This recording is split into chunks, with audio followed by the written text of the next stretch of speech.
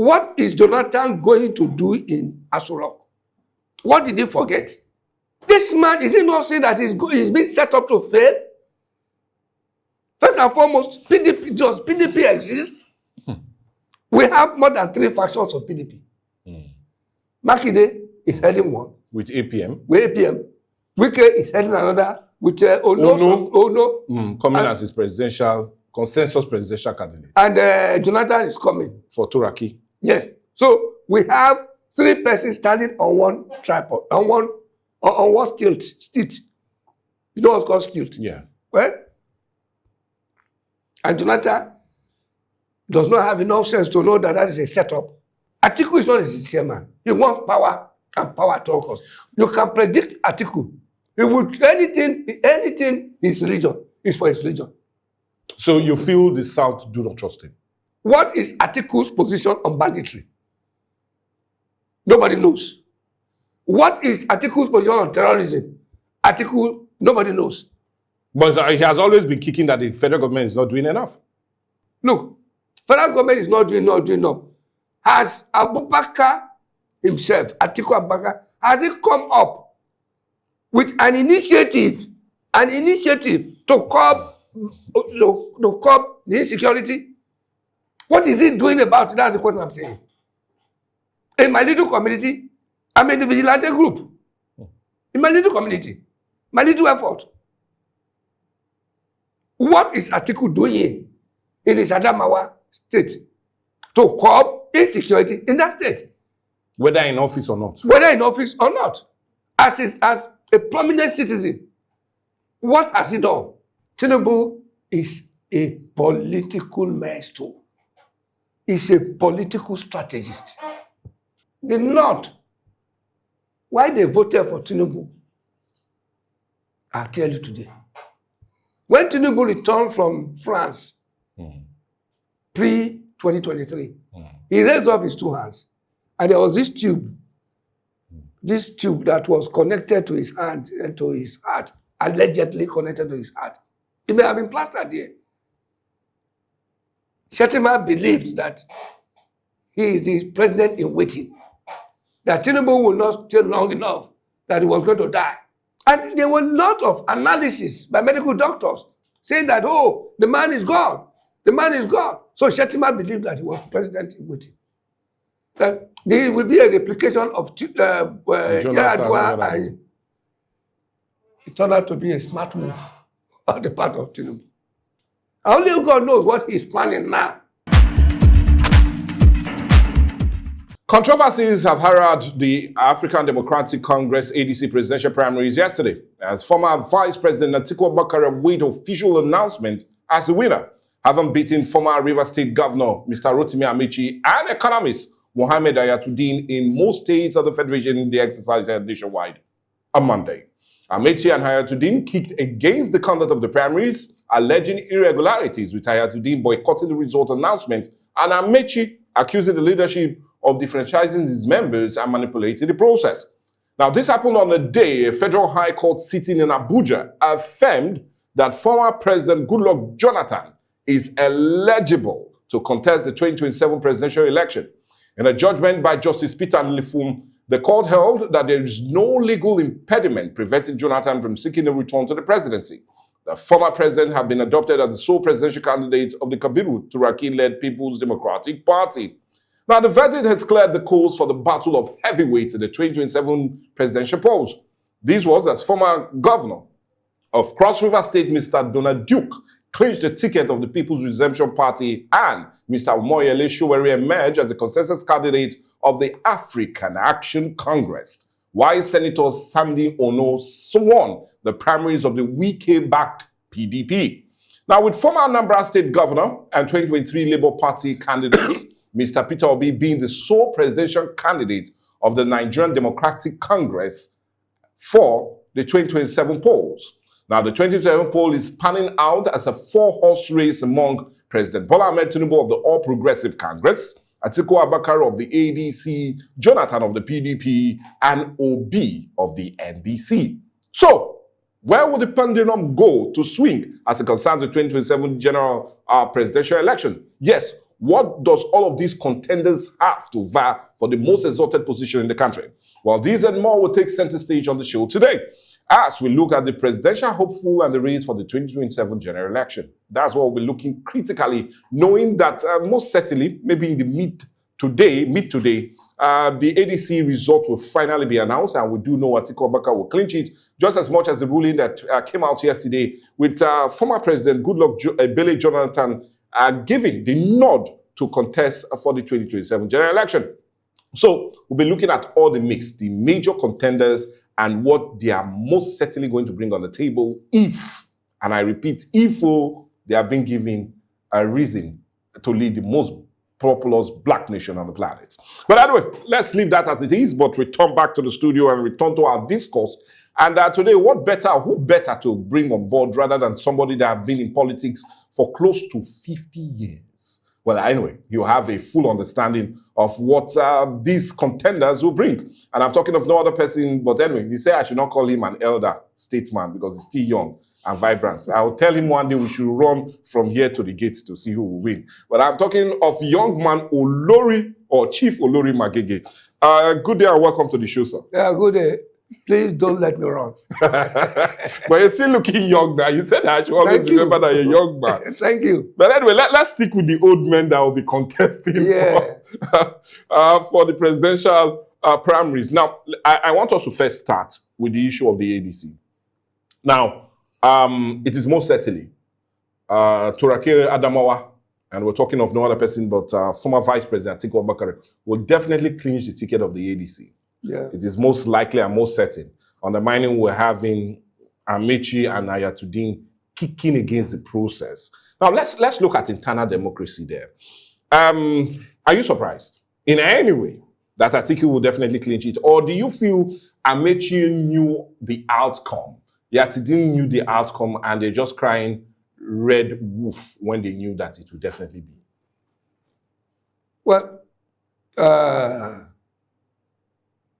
Amaechi had, in the past 2-3 weeks, been poking at Atiku Abubakar that yes, he's been winning primaries, but this will be the first time he will not win any primary. So he knew that the challenge was there, and so I'm not surprised. Okay. That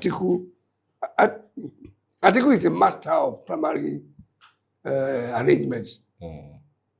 Primaries to Atiku, the disbursement of funds, dollar denominated. So yes, he won. But whether he's going to win the main election, well, it seems something is quite a different ball game. It's a different ball game. Yeah. It's a different ball. This is just on your mark, set, go. Let's see how well it comes. But anyway, funny enough, he's right there at the race track and he's ready to run. Yes, let's see.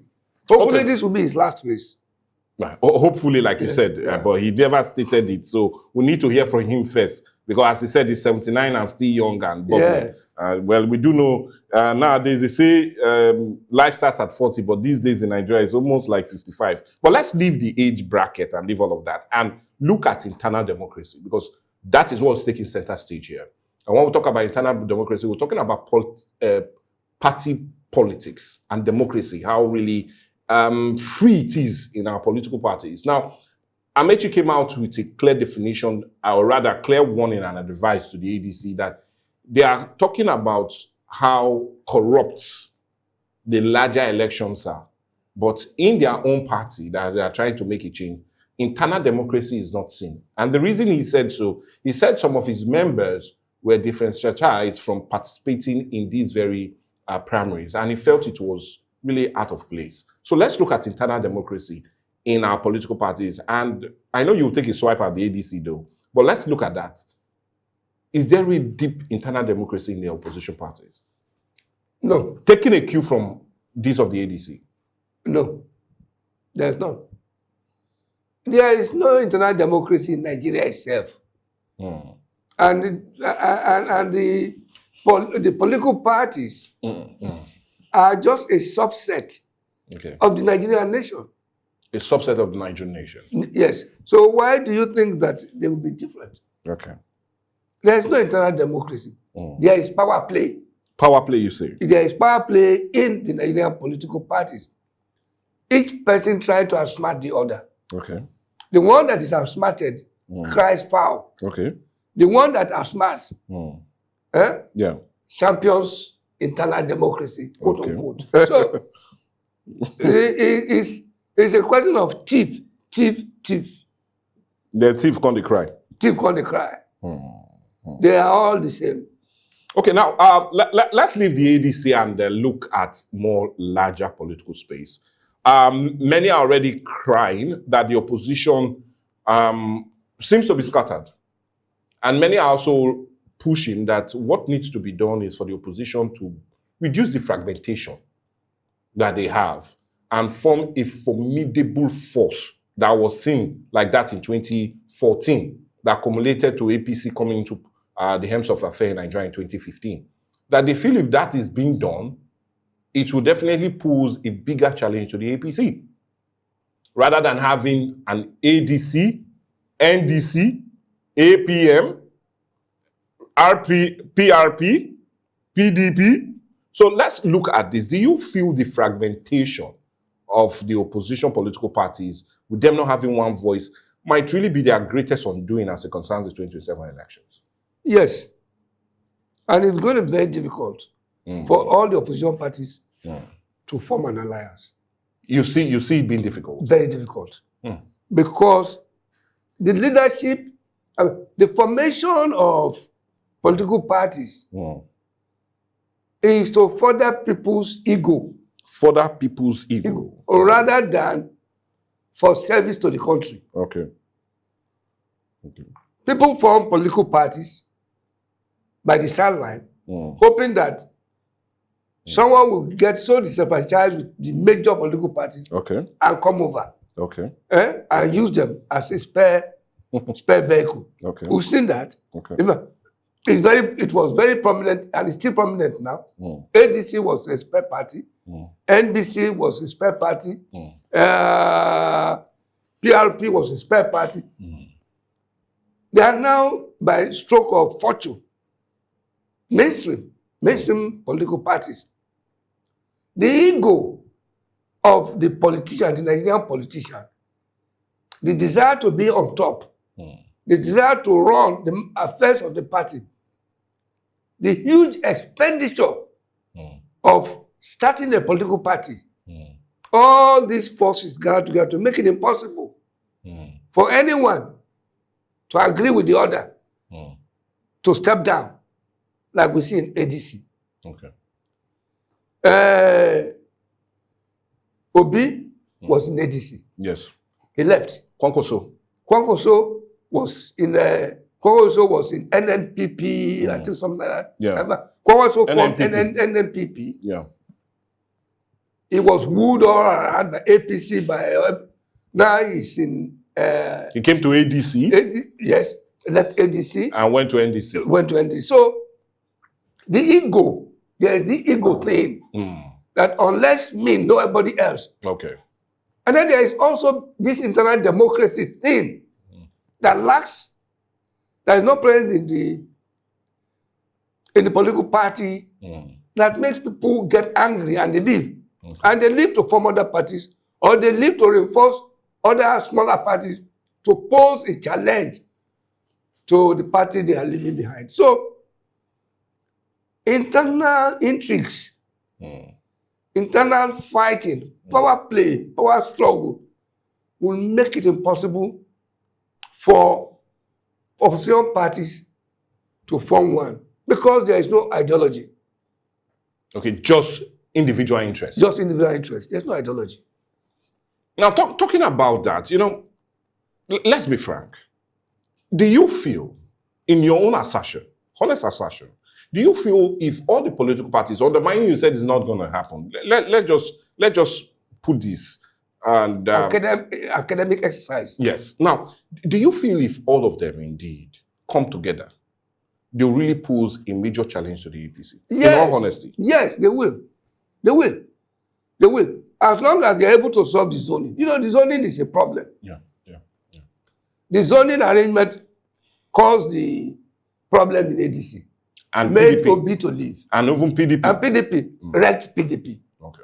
So, if an arrangement can be made for zoning to be inculcated at the formative part of the political party, then they can come together. But most importantly is ideology. Lack of ideology. A Republican Party is a Republican Party. Yeah, A Democratic Party is a Democratic Party. Just like Labour and Conservative. If, for instance, you are welfarist in mind, or you are a communist in mind, reformist, whatever, you will tend to join the party that is formed, whose mandate, whose manifesto is ideologically welfarist, Marxist, and communist. If you are Republican, you will join the party of the conservative. Yeah. So that pretty well defines the life of that the mandate of that political party. So it's no longer cash and carry thing. But right now, it's cash and carry. Whoever has money dominates the party.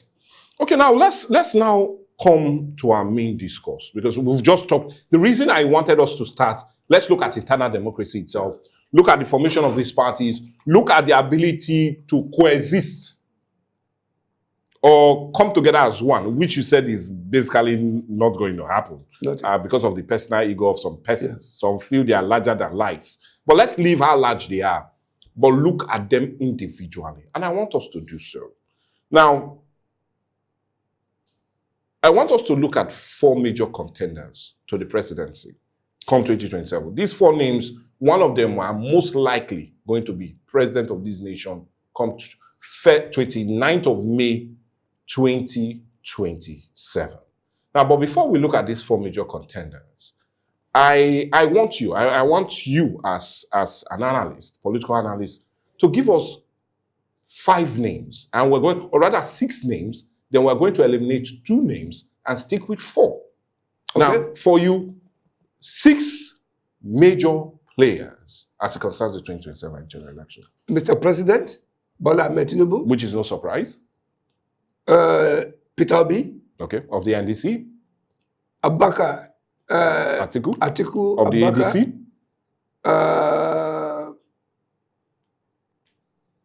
Ebele Jonathan. Of the PDP, Turaki-led. Sowore. Of the AAC. Of AAC. Just to add to 5 so far. What of Makinde? What of Donald Duke? Yeah, I had Makinde. Donald Duck is my Donald. Okay. Donald Duck. Okay. Makinde. Of the APM PDP Alliance. PDP Alliance, yes. Okay, now, as much as you've given, because today we're going to make it more like a leverage and a relaxed atmosphere. Yes. I want us to talk. Can you please eliminate 2 other names from these 6 you've mentioned? Well, the most exciting of them is one I will eliminate first. Sowore. Okay. Okay. Sowore Sowore, to think about it, he's doing a very big service to the country in the civil rights thing. Okay. It's the political platform that brought him to limelight. Yeah. With his Sahara Reporter. Sahara Reporter. Media. Yes. So he's there. I remember watching a video, a drama, of one governor trying to arrest a female commissioner. Okay. And he was being urged to arrest the female commissioner. He said, no, if I arrest him, Sowore will go and bail her. So that shows the extent of his activism. Yes, activism. So we take Sowore out. Okay. Makinde, I think Makinde just wants to finish the job that he started against Wike. Okay. He doesn't want to see nobody will come and contest as presidential candidate in his party. And that will mean surrendering completely to the Wike alliance. So he just wants to be there as a placeholder, or so to fill a whole filler not a hole, not a placeholder, just to fill the hole, to be able to turn his chest that we got to the finish line. Okay. But there's this assertion from some quarters that Makinde, apart from doing what you said, filling the hole, and now looking as if he chickened out of the race itself, he's more like a spoiler for the Southwest, knowing that some of the political base of the Southwest is Oyo and Lagos State, as it stands now. And they feel he's there to be more of a spoiler to President Bola Ahmed Tinubu, especially as it concerns the Yoruba ethnic nationality. Do you see that also as, because the major votes, some major votes from Oyo State would definitely go to him. And if these votes had gone to Mr. President, it would definitely increase his base. So do you feel Makinde is also a spoiler as it concerns the vote of the Southwest? It's too early to say. Election is still many months away. I think they will come to terms. There will be discussions. You see that happening? Yes, I see it happening. I don't see Makinde wanting to be a spoiler to Tinubu. I don't see it. I don't see it. But the way he stands, he's a spoiler as he stands. Now. He's more of a spoiler. He's more of a spoiler to Wike. Wike is his problem, not Tinubu. And let's see how he runs his campaign. Okay. That will give us how serious he is. Okay. If he's just like dazzle about it, then of course it's not going to be it's not going to provide any impact whatsoever on Tinubu. Okay, now as much as you've said that, you've narrowed our search to four major contenders now. And I don't know, I with all due respect, we'll be taking them one after the other. And we might end up with President Bola Ahmed Tinubu as the last of them, because he's the president as it stands. And the first person I want us to look at, it would be the youngest among the three of them. I'm not talking of just age, I'm talking of his own political base. And I want us to start with Peter Obi. He has not been a president before now, and every other person has either been a president or a vice president. So let's start with Peter Obi. Now, Peter Obi really made the political race really interesting in 2023 with the obedient movement. And it also gave that recent ginger into our political narrative as it concerns our presidential election. Now, the person of Peter Obi, how exciting is he? How really more of a power play is he when it comes to the elections of 2027? You see, I will give you what happened in 2023. Okay. As a build-up to what will happen in 2027. Yes. All right, let's hear. I was registering voters in Agbaro. Okay. That was the height of Obi hype. Okay. There were these young men, very ferocious looking. They came to my registration point that I was supervising. They came in about 2-3 buses. Okay. Hell-bent on registering. Okay. And if they are not going to be registered, there will be no registration. Wow. And their language was strictly Obi. Okay. We registered them.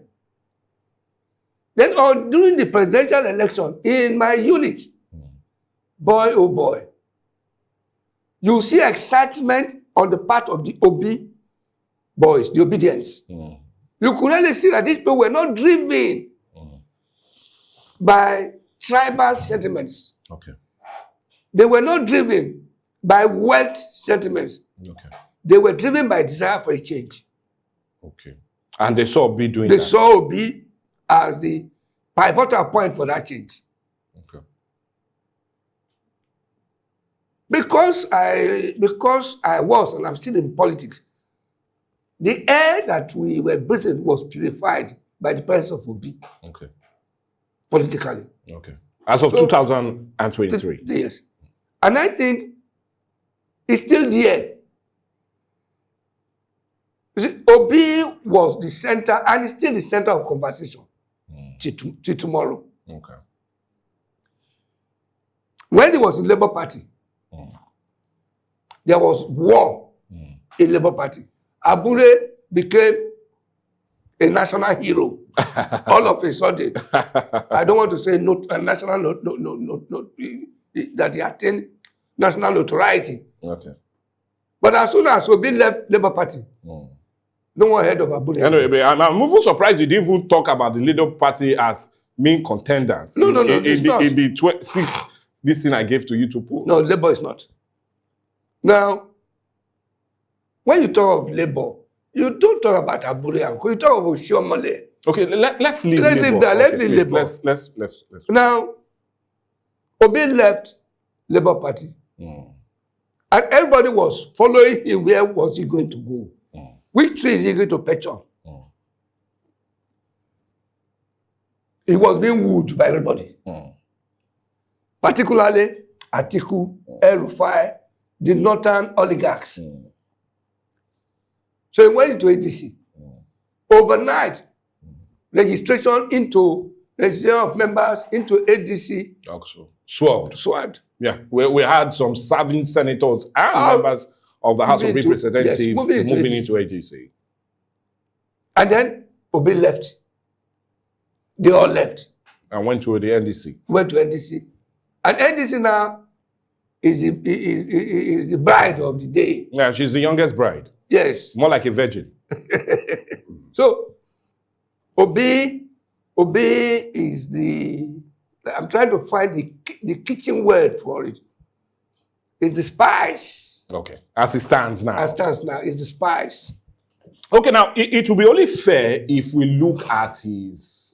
You've just talked about his political re-energizing the political race as it concerns the election. Yes, it is. Now, let's look at his achievement, because we will not be voting his name. We'll be voting what he stands for. And the only way we can really think of what he stands for is what he has done before now. Like I said, among the 4 major contenders, he is the only one that has not been a president. Yeah.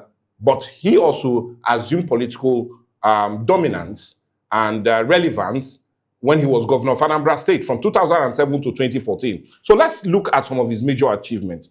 The man Peter Obi as it concerns governance. Now, let's look at this. And I really want us to start with his financial prudence. Yeah. Now, he left Anambra State as one of the least indebted states in Nigeria without borrowing or raising bonds. His administration pioneered the first sovereign wealth savings in sub-Saharan Africa and famously left billions of naira in cash and investment to his successor. That is on the financial prudence side. Educational transformation. He famously returned missionary schools to their original owner in 2011, providing them with billions in funding for rehabilitation. Under his leadership, Anambra ranking in the West African School Examination Council rose from 26th to 1st in the country. He also distributed over 30,000 computers and provided buses and internet access to secondary school. Let's look at what he did when it comes to the healthcare sector. By the end of his tenure, he has secured accreditation for about 12 state health institutions. The administration partnered with churches to upgrade missionary hospitals, attracted global grants such as Bill and Melinda Gates Foundation awarded polio eradication, and established the Joseph Nwulu Health Center. Now, let's look at infrastructural base. The man, Peter Obi, constructed over 800 kilometers of road across the state. His administration also built the first state secretariat complex and started the development of 3 armed zones in Awka, Anambra State. In security and economic growth, he drastically reduced violent crime and kidnapping by collaborating with security agents and donating over 500 security vehicles to the security outfit. These are the few things we can talk about Peter Obi, because it will only make sense if we look at his achievement as a governor to see whether he can also transmit that now being the president of this nation. Now, all I've read out about the man Peter Obi, he's also, as I say, one of few governors that is not being pursued by the ICPC or EFCC after he left office. Unlike his predecessor or somebody that came after him, Willie Obiano. Now, let's look at the man Peter Obi with all I've read out. If elected president, does he stand the best chance of ruling this nation? If elected, Will he do a good job? Will he do a good job? I'll make it easier for me to understand. You know, I didn't go to school. Sorry. Certainly he will. Okay. He will. His aversion to pinching pennies. If Obi could sleep in his car as Mr. President, he would do it. He will avoid all these extravagance. Okay. That's what he will do. That's what he will do. Obi empathizes with the populace. Obi has a feeling of sympathy for people. Okay.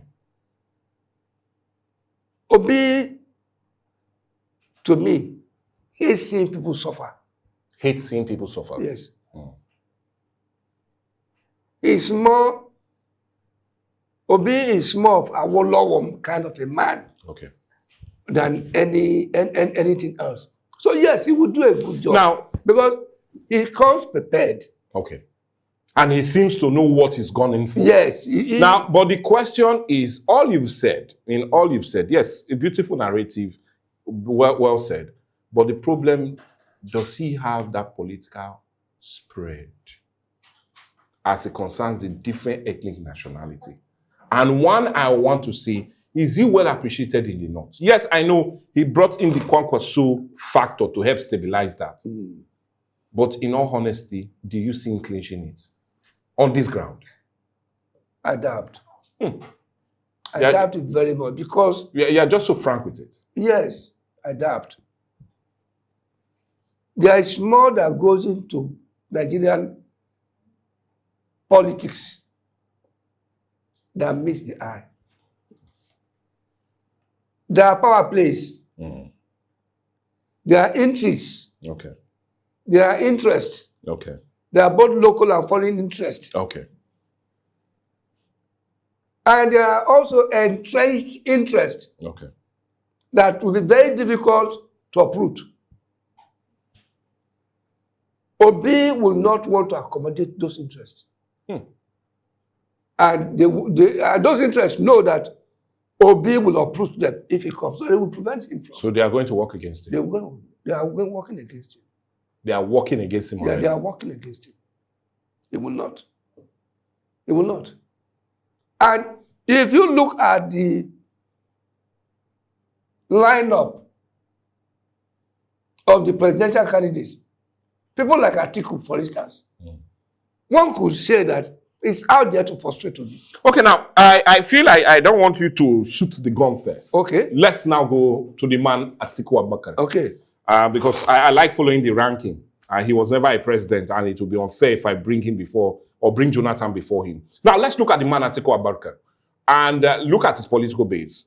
Before we talk about what he did as vice president, I rather want us to start with the narrative of where he stands at the moment. Many feel he's not a respecter of the unwritten agreement of the North and the South as it concerns the presidency. That's correct. Many feel he's overambitious and wants to be the president in every way. That is more precise.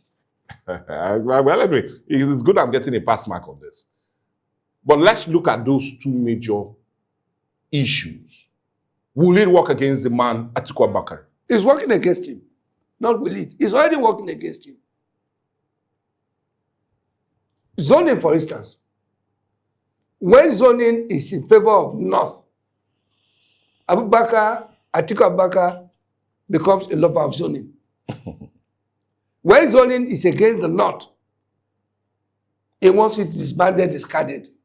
That's not how to be a principled man. He's not principled. Atiku Abubakar is not principled.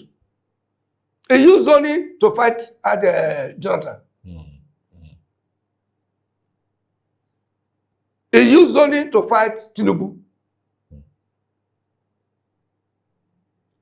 remember this, when he clinched the PDP presidential candidate ticket, Iyosayu was chairman from the north.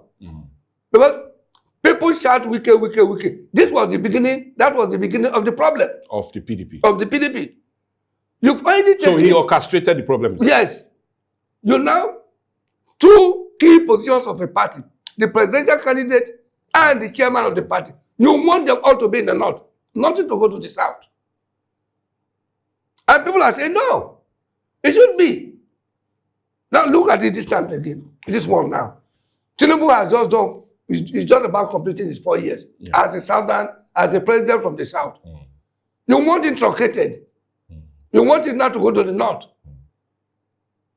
Because you see yourself, you see your diminishing political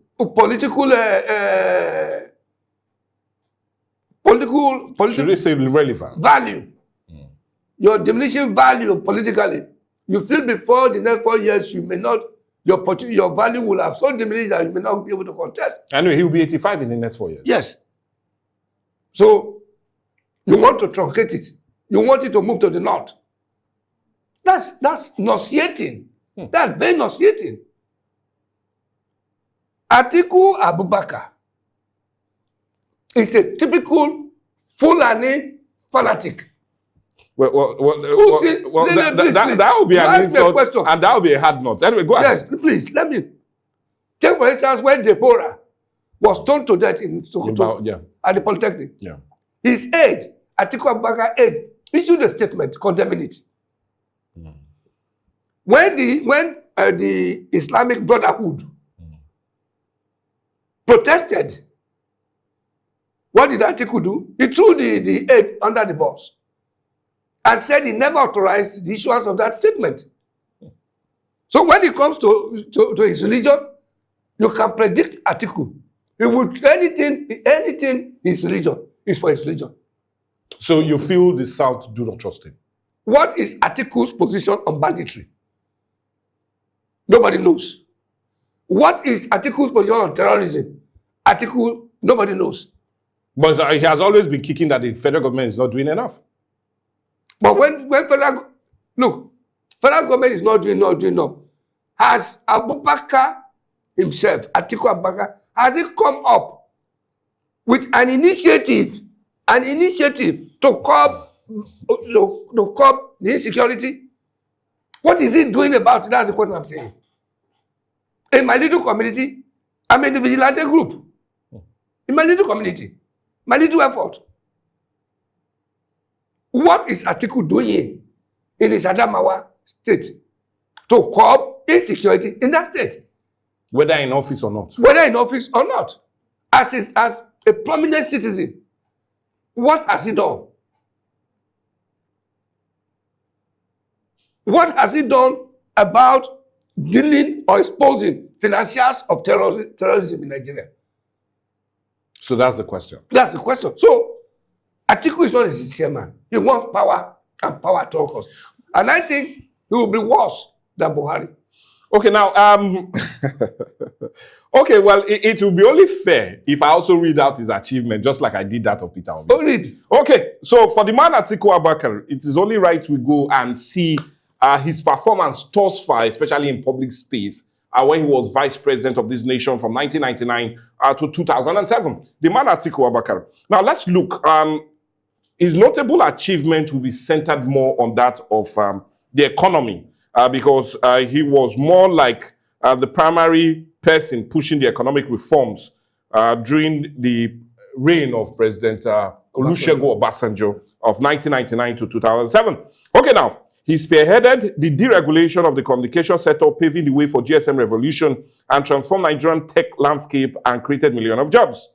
Economic reform and privatization. He served as chairman of the National Council on Privatization, driving the sale of communication or communalization of hundreds of loss-making public entrepreneurs or enterprise, which many blamed or said he made a whole lot of money from. Well, let's leave that.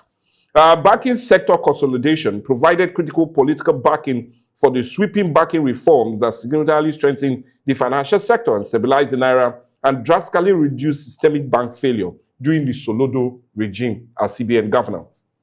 And one talk of institutional building supported the establishment of key governance and anti-corruption agencies, including the EFCC and the Bureau for Public Enterprise. Well, these are some of the notable achievements of Turaki Adamawa Atiku Abubakar. Now, for 8 years. 8 years as vice president. Yes, 8 years as vice president.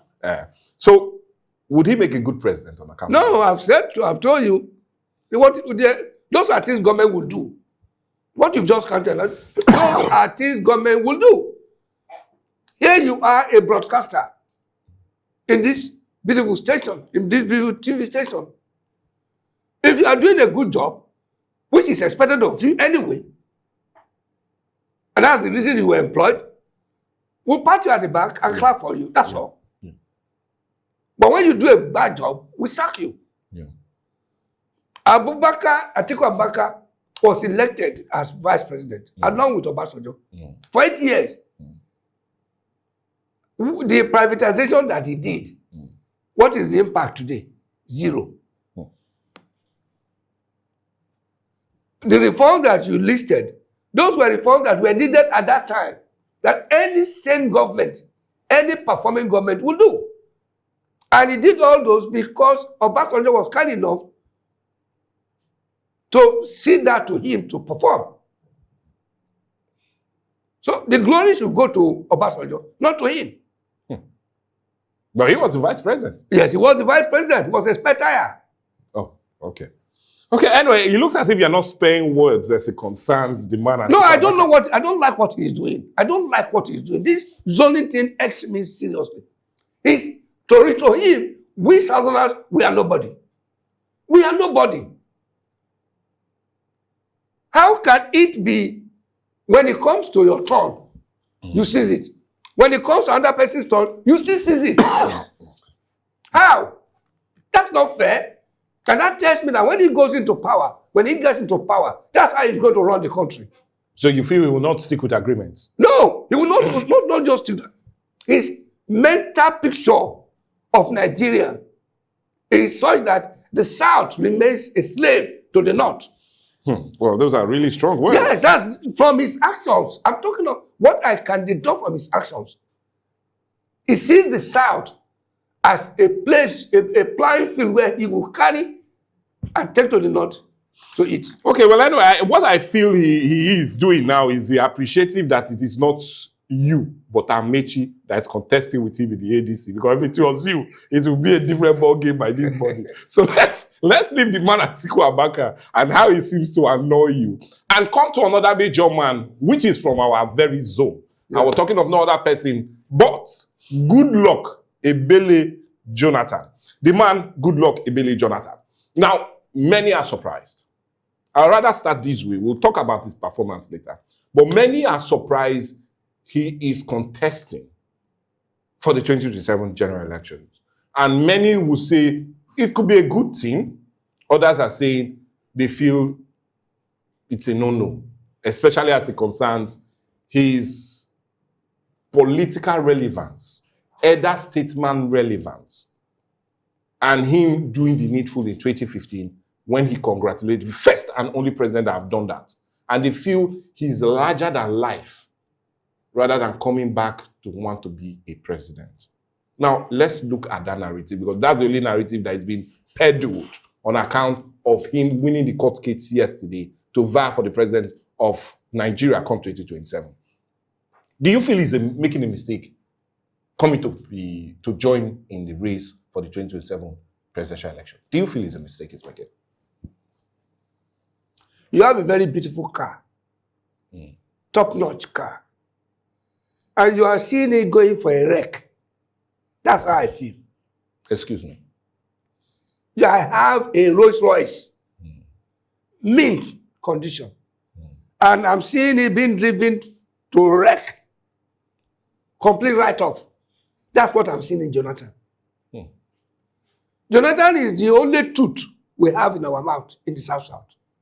Only truth? Yes. In the South-South? In the South-South. And we are managing the truth so it won't pull. Because that's all we have in our mouth. And the tooth is busy shaking and wants to pull.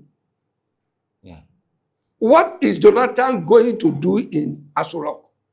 What did he forget?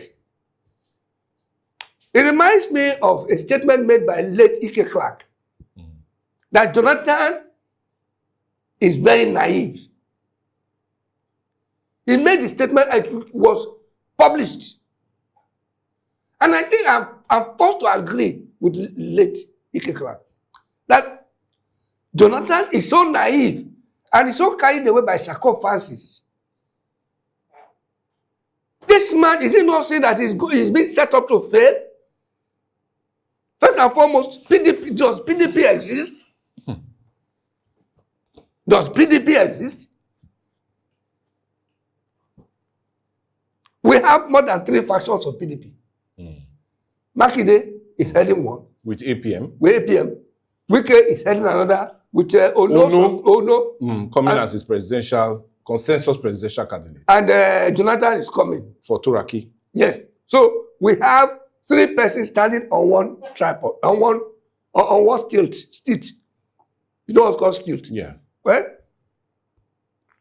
and Jonathan does not have enough sense to know that is a setup.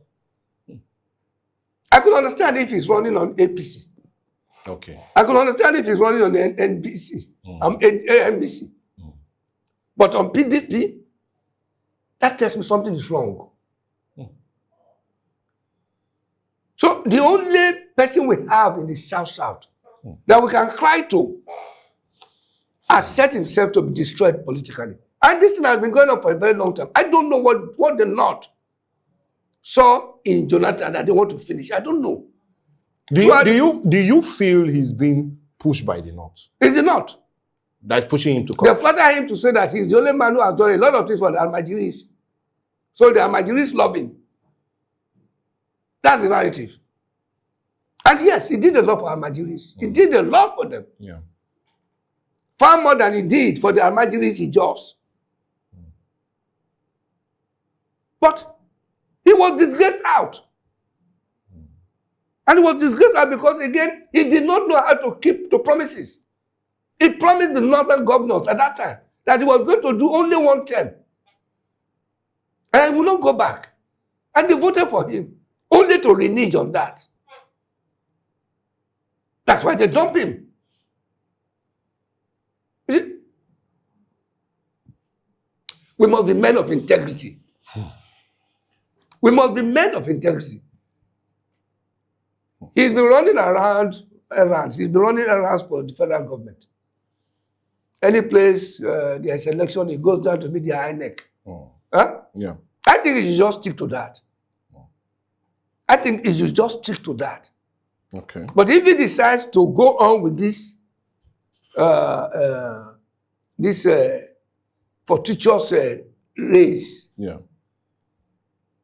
at the end of it all, his integrity will be damaged. But don't you feel you have a larger political base, especially from the North, who are in a way feeling a bit differentiatized in this administration, who are beginning to have a bit different colorative and thinking as it concerns this administration? Don't you feel that is the reason he's now wanting to come on board? Because like you said, they are the ones really pushing him to be. You see, the northern politicians, yeah, you got to be very careful. The more you look, the less you see. And that's the point I'm making with respect to Jonathan. Turaki led PDP, recruiting Jonathan into the foreign. They are not doing any good service to Jonathan. Okay. At the end of the day, Jonathan will be so bruised, will be so badly bruised, so that we'll have nothing left of him. So you feel it's indeed a mistake he's coming for it? It's not just a mistake, it's a calamity. Oof. It's a calamity to come out. Okay, well, as much as it's a calamity, I feel it will also be right and fair if we look at the achievement of former President Goodluck Jonathan, when he was the president for that period of time, he was president. And it is only right that we look at some of his notable achievements. And the reason I'm asking this is simple. Would he make a good president? Now, let's go to his achievement. Goodluck Jonathan. Now, let's start with credible election, because he's going for elections to be the president.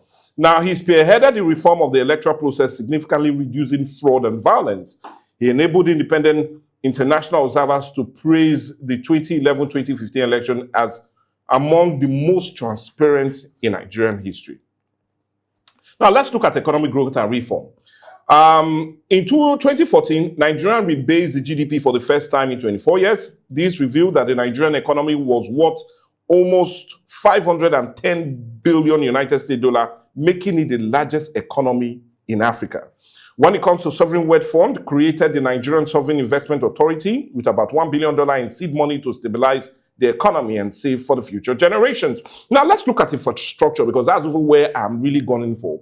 Railway revitalization successfully revived the moribund railway sector. His administration commenced work on the Abuja-Kaduna rail line and successfully revived the Lagos-Kano passenger and freight service. And remember, the administration of Muhammad Buhari continued on that. That's why we had most of our NRC in good shape as of then. Now, power sector rebundling drove the rebundling of the state-owned Power Holding Company of Nigeria, PHCN, transforming electric generation and distribution to private entities to improve efficiency and double power generation. In education, established 12 new federal universities to accommodate growing numbers of students and introduced the Al-Majiri education program to integrate Western and Islamic education for northern children, which you make mention of. In agricultural transformation, launched reforms that attracted over $4 billion United States dollar in foreign and domestic investment into the sector, largely by eliminating corruption in the fertilizer distribution, which was more of a problem. But one that is sticking, and one that we look at, especially as it concerns what is happening, we're talking about Ebola. Now, his administration, working with the state and global health bodies, was widely praised for a swift and effective containment of the 2014 Ebola virus outbreak. Now, these are notable gains of former President Goodluck Jonathan. And when he was in office, our debt profile was significantly low. That is one also attribute to him. So let's talk. If peradventure, let me be also using the strong English now, peradventure he becomes president, will he make a good president? Honest assessment. Yes, he will be. He will be.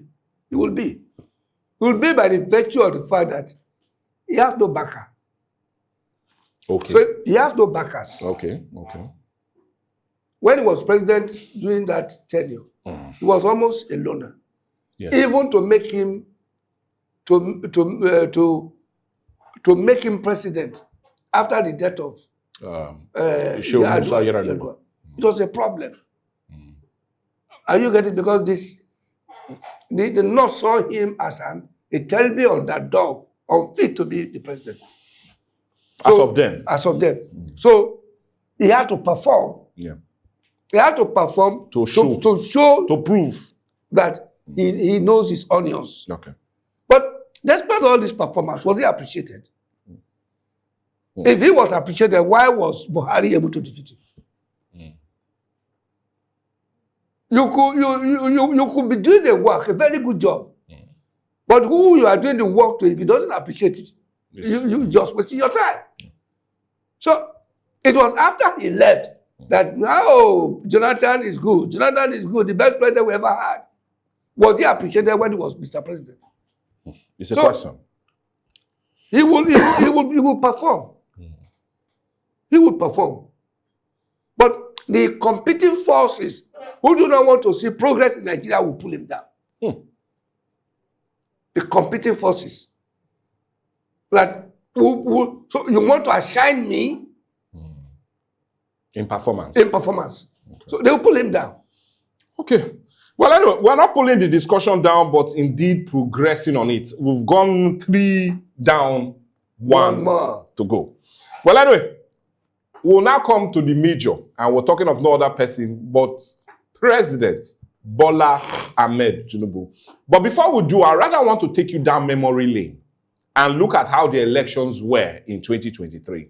Now, he became president after amassing a total vote of 8,794,726 votes, beating his closest rival, who was and former president or vice president Atiku Abubakar, who polled a total of 6,984,520 votes, to beat also the third place runner, Peter Obi, who we have also discussed about, who polled a total of 6,101,533.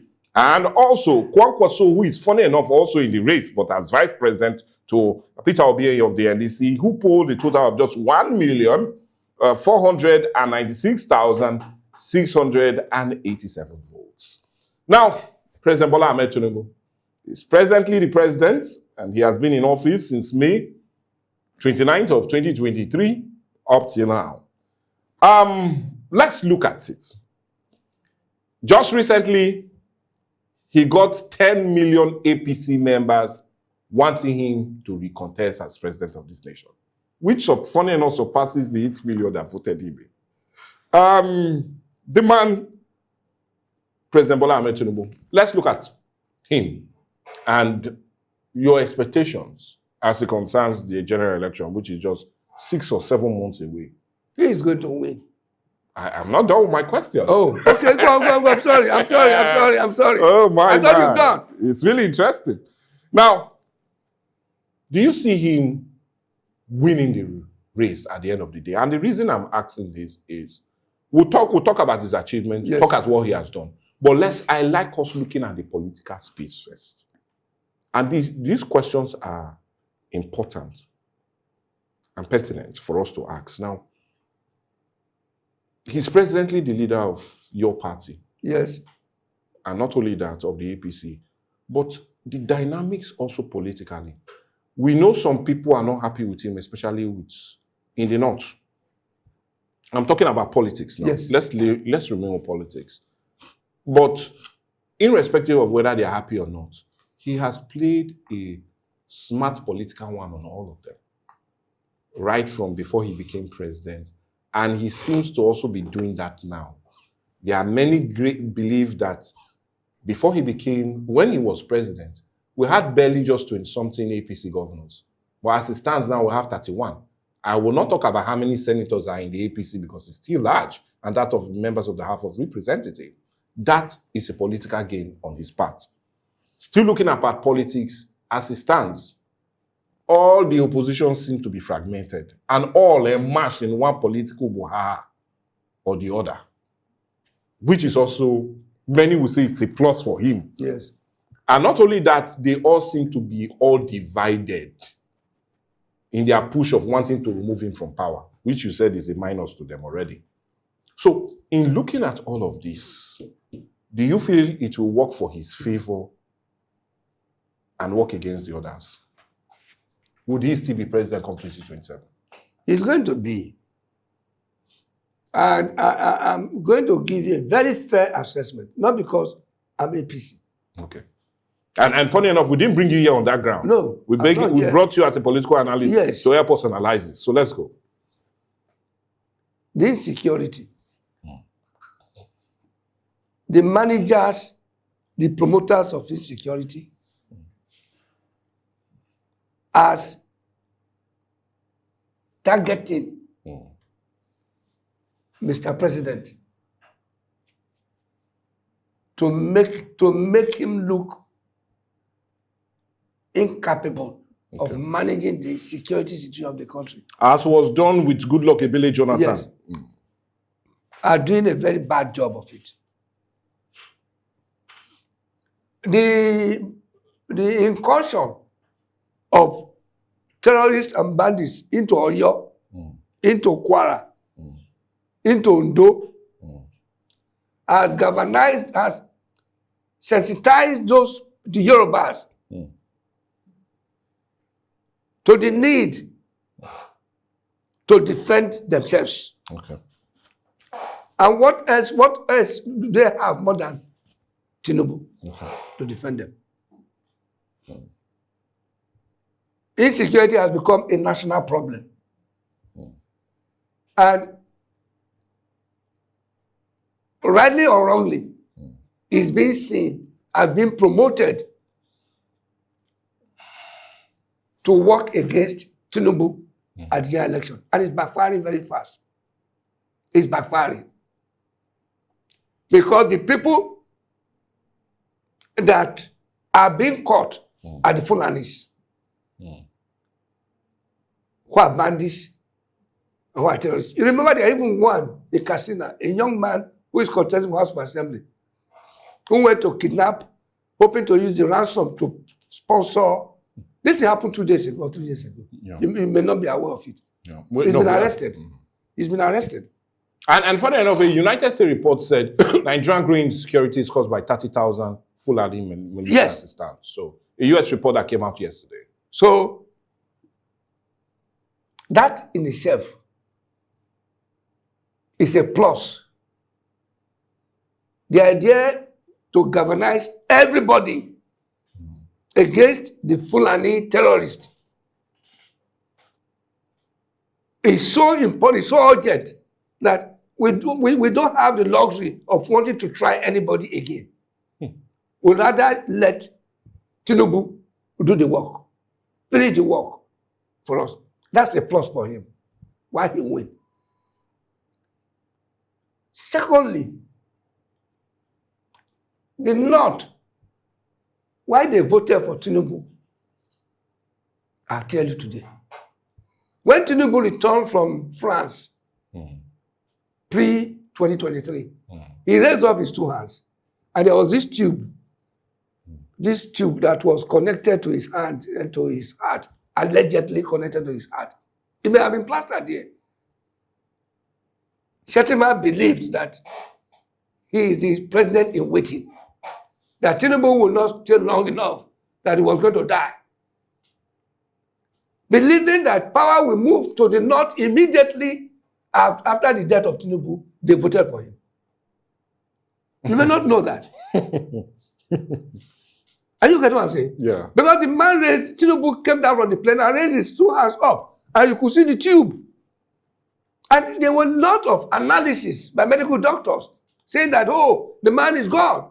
The man is gone. So Shettima believed that he was president in waiting. That there will be a replication of Yaradua, and it turned out to be a smart move on the part of Tinubu. What I'm saying is this: Tinubu is a political maestro. He's a political strategist.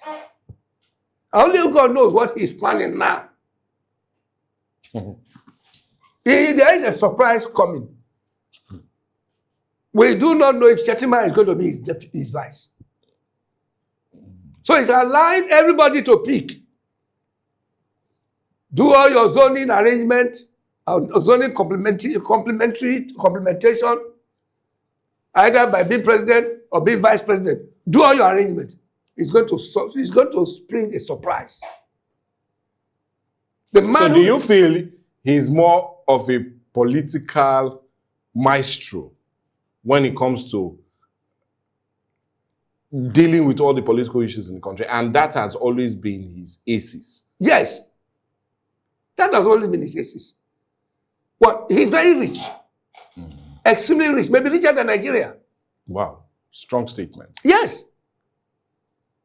Richer than Nigeria. He's making money every day in Lagos. His company, Alpha Beta. He's making money collecting tax and making commissions. Consultants. Yeah, consultancy for Lagos State. So he's rich. He's not in need of money. He does not. His wife, after all, said that we have enough money to do that. We can't even start to think of finishing. So he is not encumbered with the money politics. With money politics. He can spend and spend and spend, and we still have. So he's an old man. What is he going to need all those money for anyway?